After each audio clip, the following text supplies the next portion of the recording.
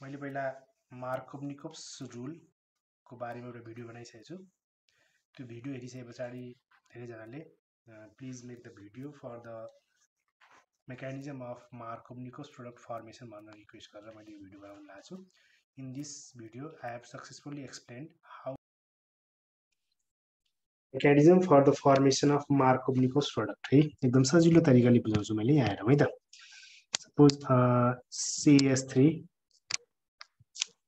CH double bond CH2 है। यो video हेर्दै हुनुहुन्छ भने तपाईहरुले पहिला मैले मार्कोभनिकोभ्स रुलको बारेमा एउटा भिडियो बनाएको छु, त्यो हेर्नु होला। त्यो हेरेपछि बल यो फर्दर बुझिन्छ है त। The name of this compound is 1 2 3, its name is prop 1 ene or simply यसलाई प्रोपिन भन्न मिल्छ है। And this is the unsymmetrical alkene, यो अनसिमेट्रिकल अल्किन हो। यसको डिटेल यदि बुझ्नु छ भने हेर्नु छ भने मार्कोभनिकोभ्स प्रोडक्टको फर्मेसनको भिडियो हेर्नु होला है त। अनसिमेट्रिकल अल्किनमा we are going to add HCl suppose है। सपोज हामीले यहाँ के एड गर्दै गइरहेछौँ, HCl, यो आयोनाइज हुन्छ, यसले दिन्छ H plus plus Cl minus दिन्छ है। This reagent is known as unsymmetrical reagent, यो चाहिँ अनसिमेट्रिकल रिएजेन्ट हो। यो this is the unsymmetrical reagent. HCl जुन छ यो चाहिँ अनसिमेट्रिकल रिएजेन्ट है त।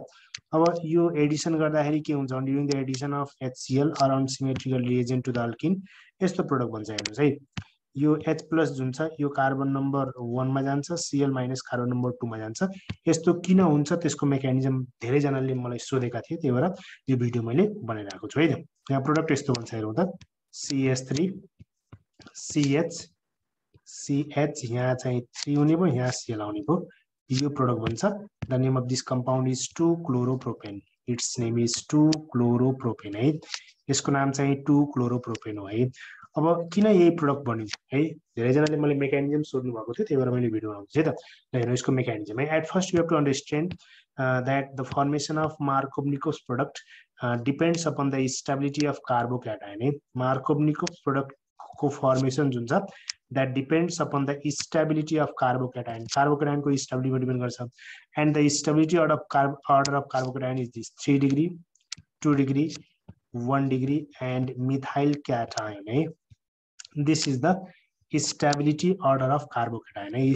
कार्बोकेटाइन को stability order यो हो भनेको एडिसन हुने बेलामा चाहिँ के हुन्छ, मोस्ट स्टेबल कार्बोकेटाइन बन्न खोज्छ, अनि त्यो कार्बोकेटाइनमा के हुन्छ, फर्दर एडिसन हुन्छ। फर इक्जाम्पल हेरौँ है त, हाम्रो अल्किन चाहिँ यो छ CH3 CH3CH double bond CH2 यस्तो कम्पाउन्ड छ। हामीले HCl युज गरेछौँ, HCl ले H प्लस दिन्छ। अब के हुन्छ भने यो H प्लसलाई पाइ बोन्डले एटेक गर्छ है। यो पाइ बोन्डले एटेक गर्यो, पाइ बोन्डले एटेक गर्दाखेरि H प्लससँग दुईवटा चोइस छ, योसँग के छ, दुईटा चोइस है त। भनेको H प्लस कार्बन नम्बर 1 सँग बस्न पनि पायो, 2 सँग बस्न पनि पायो। दुईटै एजम्पसन लिएर हेरौँ है। र suppose H plus carbon number 2 मा गएर बस्यो है।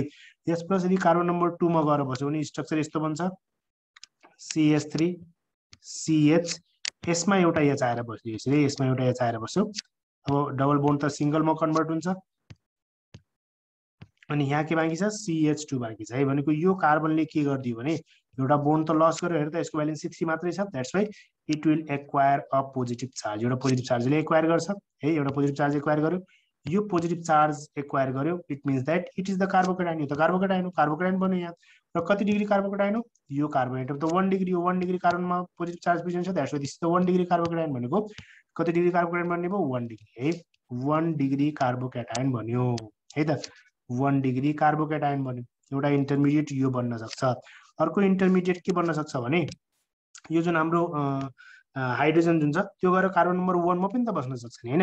कार्बन नम्बर 1 मा बस्यो भने यस्तो स्ट्रक्चर बन्छ, हेर त, CH3 CH single bond CH2 अनि यसमा एउटा आएर H बस्दियो। भनेको यो कार्बनले एउटा बोन्ड लस गरेको जस्तो देखियो। दैट्स व्हाई यो कार्बनमा एउटा पोजिटिभ चार्ज आउने भयो। अब यो केसमा कार्बन नम्बर 2 मा एउटा पोजिटिभ चार्ज आयो। अब यो कार्बन हेर्ने हो भने it is directly bonded with other 2 carbon atoms. That's why this is the 2 degree carbocation. यो कति डिग्री कार्बोकेटाइन हो, 2 डिग्री कार्बोकेटाइन हो, 2 डिग्री कार्बोक्याटायन है त।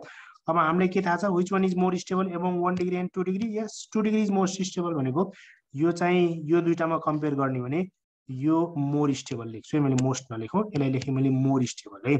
यो चाहिँ के हो, this is more stable sorry यो जुन 2 डिग्री कार्बोकेटायन भन्यो यो चाहिँ मोर स्टेबल हो र 1 डिग्री कार्बोकेटायन चाहिँ के हुन्छ लेस स्टेबल हुन्छ 1 डिग्री कार्बोकेटायन जुन छ इट इज लेस स्टेबल यो त लेस स्टेबल हुने हो अनि अब कुनै पनि रिएक्सनमा जुन इन्टरमिडिएट मोर स्टेबल हुन्छ नि त्यसले फाइनल प्रोडक्ट दिने हो भनेको अब लास्टमा यहाँ हेर्दा एससीएल मा एच त एटेक भइसक्यो अब सीएल बाँकी छ सीएल एटेक गर्छ है त सीएल एटेक गर्ने बेलामा जुन मोर स्टेबल छ रिएक्सन मिडियममा त्यसैको अमाउन्ट धेरै हुन्छ जस्तै यसरी बुझौँ न यो रिएक्सन मिडियम भयो यहाँ 1 डिग्री कार्बोकेटायन छ 2 डिग्री छ 1 डिग्री भन्दा 2 डिग्री मोर स्टेबल छ भनेपछि पक्कै पनि 2 डिग्रीको अमाउन्ट त धेरै हुने हो भनेको सीएल माइनसले अब एटेक गर्ने बेलामा पक्कै पनि 2 डिग्रीले धेरै एटेक गर्छ 2 डिग्रीले धेरै एटेक गर्यो भने मेजर प्रोडक्ट त हाम्रो 2 डिग्रीबाट बन्ने हो भनेको यस्तो हुन्छ अब चाहिँ सीएल माइनस जुन छ त्यो सीएल माइनसले कसलाई एटेक गर्छ 2 डिग्री कार्बोकेटायनलाई एटेक गर्छ यसले एटेक गरिदियो यो कार्बनलाई एटेक गर्यो भने प्रोडक्ट यस्तो बन्ने हो जुन मोर स्टेबल हुन्छ नि इन्टरमिडिएट त्यसैले मेजर प्रोडक्ट दिने है भन्छ अब यस्तो बन्ने हो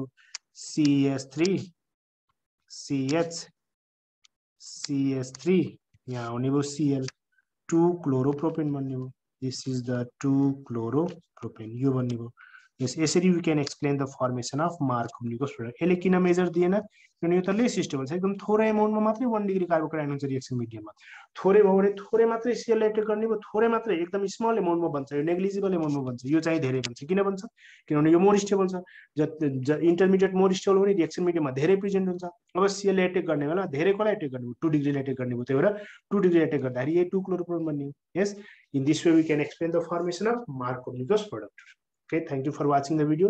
फेरि पनि कुनै टपिकमा यदि भिडियो चाहिन्छ भने लेख्नु होला कमेन्ट बक्समा लेख्नु होला I will try to make the video as soon as possible. Thank you for watching the video.